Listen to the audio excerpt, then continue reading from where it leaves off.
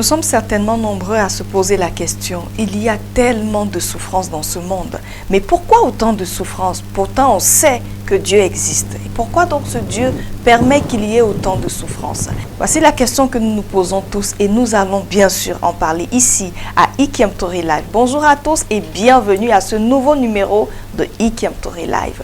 Bonjour à toi Fadi. Bonjour Judith. Bienvenue. Merci Judith. Bonjour révérend. Bonjour. Bienvenue à vous révérends. Tu vois le thème, Fadi? Oui. Ça t'est arrivé de te poser cette question? Bien sûr, comme tout le monde. On se demande pourquoi tant de maladies, pourquoi tant de guerres, tant de destruction, pourquoi la mort. Et parfois on se demande, mais Dieu, qu'est-ce que je t'ai fait? Voilà, pour mériter ça, c'est vrai, entre guillemets. C'est vrai. Et finalement on se dit, mais pourquoi si Dieu est là et qu'il est tout puissant et qu'il peut tout, pourquoi est-ce qu'il permet qu'on souffre autant? Et voilà, que ça soit l'homme qui développe aussi des activités humanistes et qui dise à un autre homme de venir au secours de certaines activités. Je pense en l'occurrence aux réfugiés, je pense à un certain nombre de drames. Où est Dieu?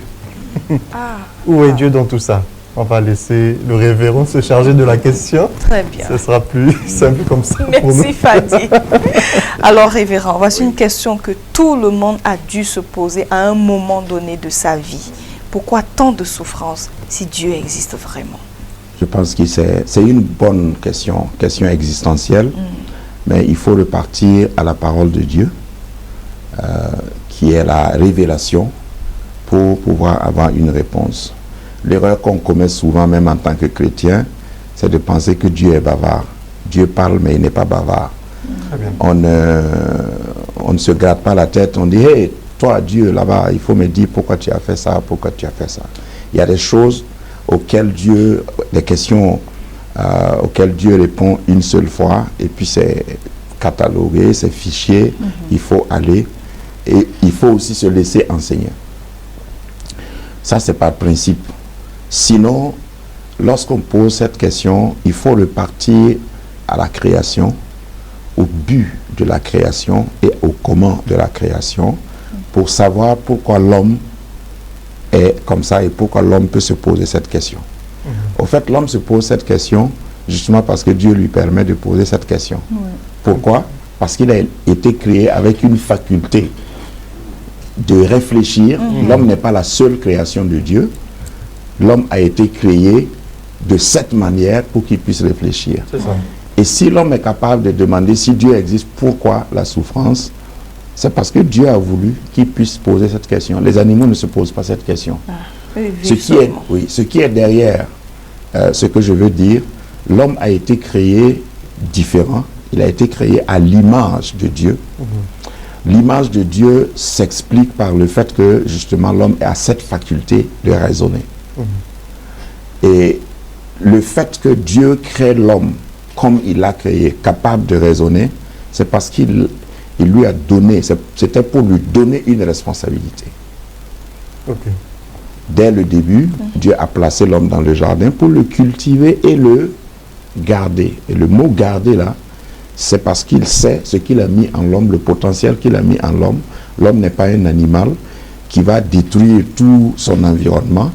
L'homme est responsable. Et quand il fait le mal aussi, il sait. Parce que souvent, on ne dit pas ça assez. Tout homme qui fait le mal, à un moment donné, il est conscient. Il est conscient du mal qu'il a fait. Alors, prenons l'exemple simple sur le plan géostratégique, géoplanétaire. Dieu a créé suffisamment de ressources pour toute l'espèce humaine. C'est ça. En tout cas, suffisamment pour nourrir tout le monde. Donc, s'il y a quelqu'un à côté de toi qui ne mange pas, et que toi, tu manges et tu jettes, c'est pas Dieu qui va descendre régler ça. C'est ça. Il t'a rendu responsable. Oui, il t'a rendu responsable. J'aime souvent dire, Dieu a créé la terre, les hommes ont créé les frontières. Il y a assez d'eau, par exemple, sur la terre, pour tous les êtres humains. Il y a assez d'électricité, même si on veut entrer dans l'ère moderne, pour tous les foyers sur la terre. Il y a assez de soleil. Il y a assez de soleil pour tout le monde. Mais qu'est-ce qui nous empêche? Qu'est-ce qui empêche certains de manger? Et qu'est-ce qui empêche? Et qu'est-ce qui fait que d'autres mangent trop et jettent? Ça, c'est pas Dieu. C'est l'homme qui est C'est responsable l'homme qui de est son responsable. propre sort. Voilà. Ok. Le jardin dans lequel Dieu a mis l'homme, ça représente la terre, cultivée et gardée. L'homme a toutes ses capacités, toutes ses facultés, parce que n'oubliez pas qu'à l'origine, c'est Dieu qui a voulu que ce soit comme ça, qui a rendu l'homme intelligent, capable de raisonner. Et au lieu de retourner la question à Dieu, nous devons... Voilà. Donc, si l'homme ne gère pas ce que Dieu lui a donné, comme il doit le faire, parce que à l'échelle très simple et très courte, nous ne gérons pas bien notre vie. C'est ça. Dieu nous a donné suffisamment de réserves, par exemple, dans notre corps, pour réguler, pour gérer certaines crises, même de santé. Mais nous n'avons pas bien utilisé ce que Dieu nous a donné. Et à l'échelle planétaire, c'est nous qui sommes responsables beaucoup plus des souffrances que nous subissons et que d'autres subissent beaucoup plus que Dieu. Donc, si on veut bien comprendre, hein, Dieu n'est responsable de rien. Non, Dieu c'est pas qu'il n'est responsable de rien, mais Dieu a installé un mécanisme. Ce dont Dieu est responsable, il veille sur ça. Je veux parler du mal qui se fait. Oui, le sur mal cette qui se terre. fait, c'est l'homme qui choisit. Parce que le premier avertissement que Dieu a donné à l'homme, c'est de ne pas manger ça, de ne pas faire ça.